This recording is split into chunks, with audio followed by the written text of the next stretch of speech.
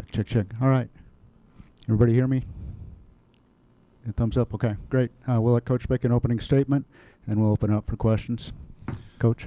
Well, we knew it was going to be a tight ball game. We knew it was going to come down to a one-score game. It was exactly what we talked about with our players.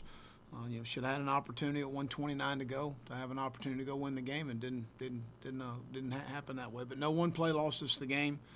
We had our opportunities. I thought offensively we came out and really strong with the first drive, and really got bogged down with some issues early down, negative plays, and then some field position issues there in the first half. Defensively, in the first half, I thought we did a nice job. They hit the one ball on Jamie, which was, we had great coverage. It was a heck of a throw and a catch. We had double-edged pressure on the flea flicker, and we lost the flat player, rushed instead of staying in the flat, and they were able to dump the ball off as we're sacking the quarterback. It was a nice play on his part.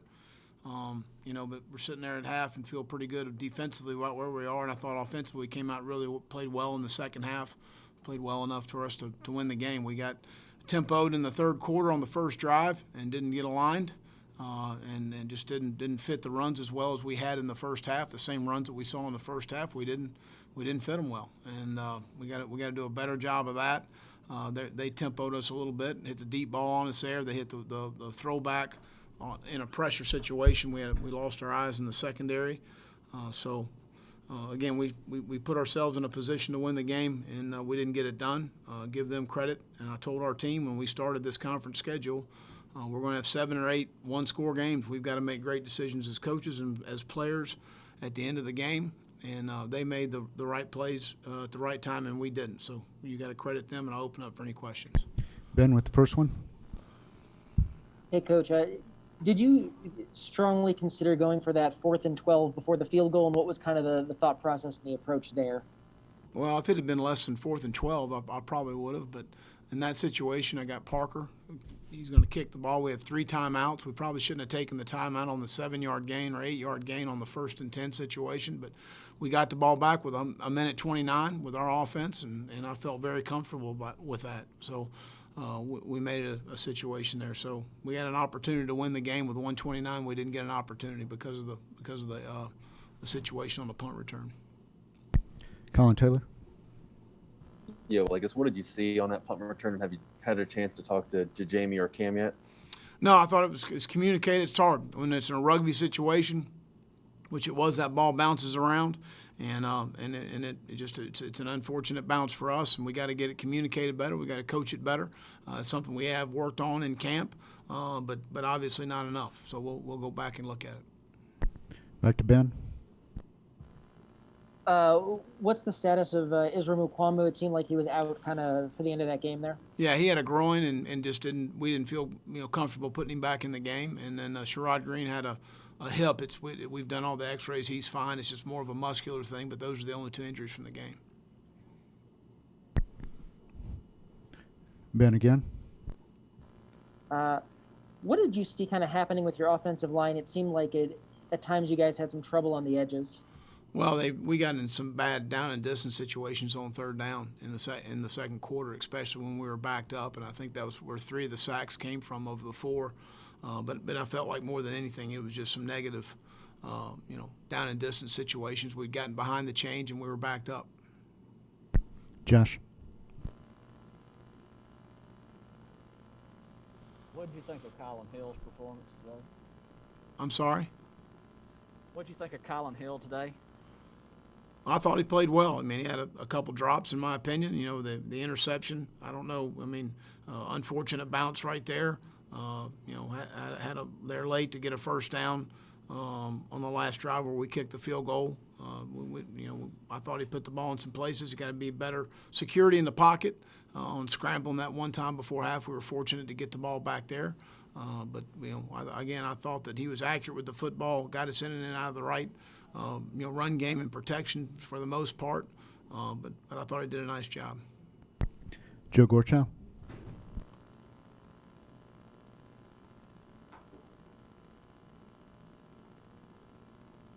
Joe, I think you're on mute.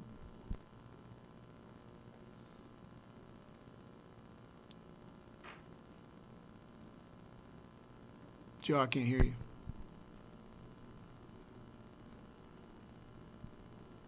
Nothing. I got nothing, Joe. Let's go to Phil Kornblut. Hey, Will, on that third down play before the last field goal, I think Shai was off the field over there next to you. I think maybe he had a little dust up on the field. Was he out because of that, or was that just the result of the play being called? No, he was gassed as much as anything, and so we had subbed him because of the play that we had called in that situation, and felt good about the call. John Whittle.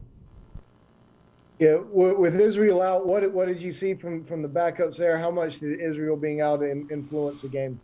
Well, again, obviously everybody will point to one deep ball, but we got to go back and watch the tape, and we'll figure out what we need to do as we continue to move forward with those guys and get our best combination out there. But again, Cam's had a really good training camp. He's played really well. They've got some really talented receivers and experienced quarterback. They made a nice throw and catch, and there's some things obviously as we watch the tape, we'll coach the fundamentals of what we need to do better in that situation. Let's try Joe again. Can you hear me now, Coach, or Yes. or no? Yeah. All right, there we go. Coach, I know the loss stings tonight, but is there some positives to take away when you look at Hill and Shai Smith really developing a nice rapport out there on the field tonight? Well, I thought those guys played well, and really offensively in the second half, they gave us an opportunity to win the game. And we need to play better on the defensive side of the ball. And but I thought that they played the way we expected them to play. Colin. Yeah, well, I think there was a point where Shai came out and he was ruled short of the first down, and you guys took a while to make a decision on that. What was the thought process there? Was there any conversations about going for it on 4th and I think 1? We did. It was 4th and 1. We were unsure of the spot, and we were trying to get confirmation from the box from our people about if they would review it. And that's what it took a long time. We couldn't get a good look at the replay in our box to find out exactly if they were going to review it or not. Mike and I had some discussions about going for it. But in that sense, that's when we punted, got a stop, and went back down and tied the ball game. So, but that was the only issue. I was hoping that they were going to review the play and see where they were. We couldn't get a good look on the sideline because it was coming to the sideline about where we were. And the box had a hard time of seeing where the ball was going to be spotted. So that was we wanted to see if the replay would go back and look at it. Obviously, it was very short. It was a yard, maybe even more. Ben. On some of those explosives that they kind of hit on you, is it schematic stuff that they were doing, or just one-on-one technique kind of stuff where they just sort of won the one-on-ones? Well, the touchdown pass was a one-on-one situation. When we're in bump and run, the throwback was a nice call on their part based on the defense that we were in. The 3rd and 1 play against Jamie Robinson in the first half, Jamie had great coverage. It was a great throw and catch. They give their guy credit, but he made a one-handed catch on their sideline. On the dump down to Gray, our flat defender rushed on the flea flicker, should have stayed in the flat. If he stays in the flat, it's a no-throw or a sack. So just these games are all going to be very close, as we always play conference games, and they're going to come down to 2 and 3 plays and decisions there late in the game. You got to come out on top of those plays. I think we're 14-7 now, 14-8 in one-score games here at South Carolina. We got to be better than that. Josh.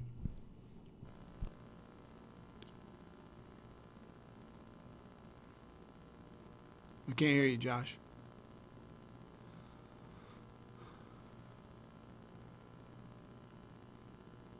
Sorry. Did you think your problems running the ball were more on the backs or the offensive line, or is it you're able to tell without looking at the I tape? would like to watch the tape first. I heard some discussion on the headsets between Coach Wolford and Coach Bobo and Coach Kitchens, but I'd rather watch the tape first and discover, what exactly we felt the problems were. Dick Cox.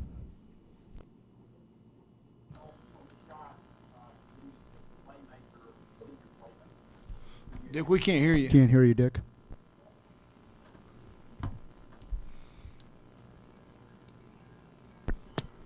Let's go to Colin. Well, I think you only had 2 receivers catch passes tonight. Was that just something where in the offense the other guys weren't open, or are you concerned at all about the depth you guys have at that position right now? I think that's kind of the flow of the game. I mean, obviously, Shai had a hot hand, and we had some things designed to go to him.